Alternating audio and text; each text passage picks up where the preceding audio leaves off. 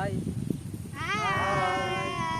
ಇವತ್ತು ಮಾಡ್ತಾ ಇದ್ದೀವಿ ಬೆರಕೆ ಸೊಪ್ಪು ಅಂದರೆ ಮಿಕ್ಸ್ ಸೊಪ್ಪು.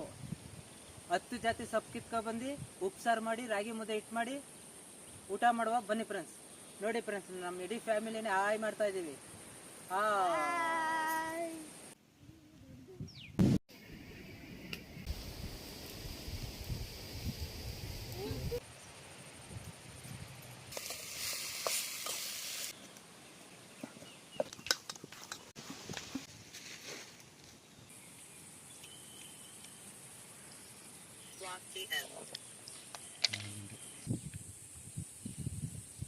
ಹಾಯ್ ಫ್ರೆಂಡ್ಸ್, ಬೆರಕೆ ಸೊಪ್ಪು ಅಂದರೆ ಮಿಕ್ಸ್ ಸೊಪ್ಪು.